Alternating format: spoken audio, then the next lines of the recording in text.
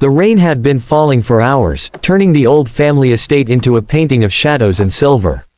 I stood near the window of my father's study, watching the garden disappear beneath the storm. The house felt unusually quiet, even though every room was filled with memories. My father had been gone for 6 months, but sometimes I still expected to hear his footsteps in the hallway or his voice calling my name. "You're working too much, son." That was what he always said. And maybe he had been right. I had built a successful company, inherited the family business, and spent years proving myself. People saw the expensive suits, the powerful position, and the confidence. But nobody saw the empty house. Nobody saw the cold dinners, the silent mornings, or the fact that I had forgotten what it felt like to share my life with someone. The door behind me opened softly. I turned around. A woman stood there holding an old wooden box. Her dark hair was slightly wet from the rain, and her eyes carried a mixture of nervousness and determination. For a moment, I couldn't speak. I knew her. Emma. She gave a small smile. "Hello, Daniel." Emma Carter. My father's closest friend's daughter. The girl who used to visit our house every summer when we were younger. The girl who always argued with me, challenged me, and somehow managed to make me laugh when nobody else could.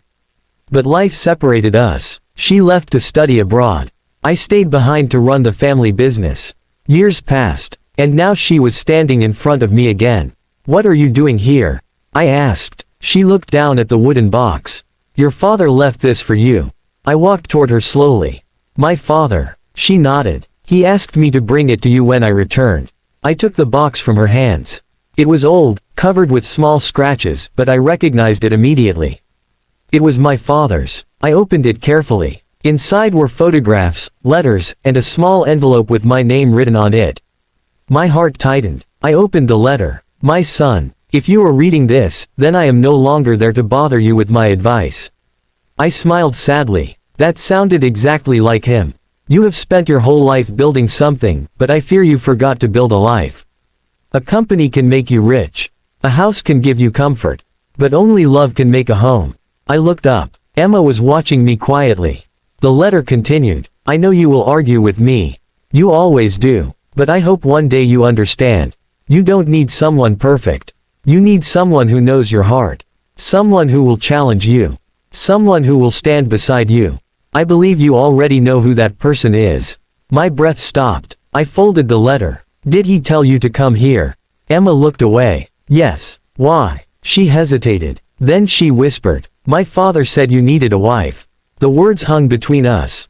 I stared at her. Then, without thinking, I said, "He was right." Her eyes widened. "What?" I stepped closer. "He was right." A nervous laugh escaped her. "Daniel, your father was always dramatic. He was also usually right." She smiled. "You haven't changed. Neither have you." For a moment, the storm outside was the only sound. Then Emma walked toward the fireplace. "I should leave after giving you the box." "Why?" She looked back. "Because I don't want you to think I came here because your father asked me to." I frowned. "Then why did you come?" She was quiet. Finally, she said, "Because I wanted to see you." That answer surprised me more than anything. Years ago, I had convinced myself that Emma was just a childhood friend. But seeing her again made me realize something I had ignored. Some people leave your life, but they never truly leave your heart. "Stay for dinner," I said. She smiled. "Is that an order?" "No. A request." "Yes." She considered it. "Fine." That night was the first time in years that I didn't eat alone. We talked about everything. Our childhood. Our dreams. Our mistakes. She told me about her travels, her career, and the life she created away from home. I told her about my father's final days, how difficult it was to accept losing the person who raised me. "I'm sorry," she said softly. I looked at her. "You know what hurts the most?" "What?" "I spent so much time trying to make my father proud that I forgot to ask myself if I was happy." Emma looked at me with gentle eyes. "And are you?" I looked around the room. The empty chairs. The quiet walls. The life I had built but never shared. Then I looked at her. "Not until tonight." She didn't answer. She didn't need to. Days became weeks. Emma stayed longer than she planned. She helped organize my father's old belongings. She brought life back into rooms that had felt forgotten. She laughed loudly. She opened curtains. She planted flowers in the garden. Slowly, she changed everything. Including me. I became less focused on work. I started leaving the office early. I started calling people back. I started living. One evening, we sat in the garden where my father used to spend his mornings. The sunset painted the sky orange. Your father would be happy, Emma said. I smiled. He would probably say he knew this would happen.